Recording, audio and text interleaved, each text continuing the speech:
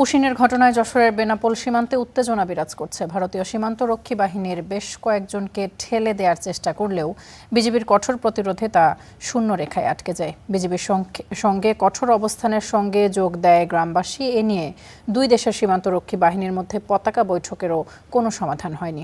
সীমান্তের শূন্য রেখায় খোলা আকাশের নিচে মানবেতর দিন পার করছেন অন্তত 15 জন। স্থানীয়দের অভিযোগ, সীমান্তের ওপারে অপেক্ষমান আরও শতাধিক মানুষ। সীমান্তে প্রখর রোদে অপেক্ষা, শূন্য রেখায় পড়ে আছে বিভিন্ন সামগ্রী। নারী ও শিশুদের নিয়ে উদ্বেগ বাড়ছে আটকে পড়াদের। খোলা আকাশের নিচে অবস্থান করায় এরই মধ্যে অনেকে অসুস্থ হয়ে পড়েছেন। পুশিনের মাধ্যমে কিছু লোক বাংলাদেশে পাঠানোর চেষ্টা করছিল। আমাদের তৎপর ছিল বিজিবি, তারা সবসময় তৎপর থাকে এবং দেশের জন্য কাজ করছে। তারা এটা রুখে দিয়েছে। ভারত থেকে আসছে, ও তো বাংলাদেশের না, ওদের তো কোনো কাগজপাতি নাই। কোন লোক অবৈধভাবে সীমান্ত অতিক্রম করিবেন না। রাতের অন্ধকারে তৈরি হয় আরও ভীতিকর পরিস্থিতি। আপনাদের লাইট বন্ধ আছে, অন করুন।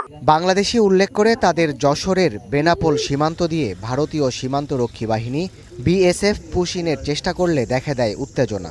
কঠোর অবস্থান নেয় বাংলাদেশের সীমান্তরক্ষী বাহিনী বিজিবি। যশোর 49 ব্যাটালিয়নের তৎপরতা আর কঠোর বাধায় ব্যর্থ হয় পুশিনের চেষ্টা।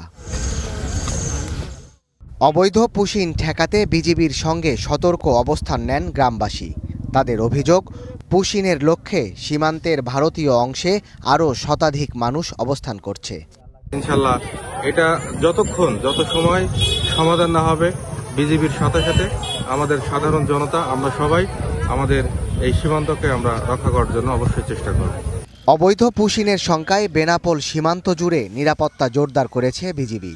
সীমান্তের বিভিন্ন গুরুত্বপূর্ণ পয়েন্টে অতিরিক্ত সদস্য মোতায়েনের পাশাপাশি রাতেও টহল বাড়ানো ও সার্চলাইটের ব্যবস্থা করা হয়েছে। যে কোনো ধরনের অনুপ্রবেশ ঠেকাতে সর্বোচ্চ সতর্ক অবস্থানে বিজিবি। জিরো লাইনের ভারত সীমান্তের অভ্যন্তরে তারা অবস্থান করে। ভারত সীমান্তের অভ্যন্তরে প্রায় 100 গজ থেকে 150 গজ ভিতরে তারা এখন পর্যন্ত অবস্থান করছিল। আমাদের টহল জোরদার করা আছে। এই পর্যন্ত কোনো লোকের কোনো মুভমেন্ট এই পাশে করার কোনো প্রশ্নই আসতেছে না।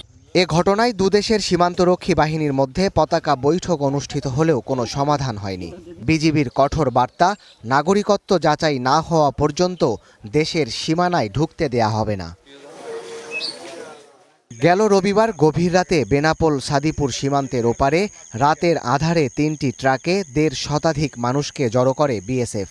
এরপর সীমান্তের আলো নিভিয়ে নারী, পুরুষ ও শিশুসহ প্রায় 15 জনকে শূন্য রেখায় ঠেলে পাঠানো হয়। তবে যশোর 49 ব্যাটালিয়নের সদস্যরা আগে থেকেই তৎপর থাকায় তাদের সেই চেষ্টা ব্যর্থ হয়। Desk report, star news.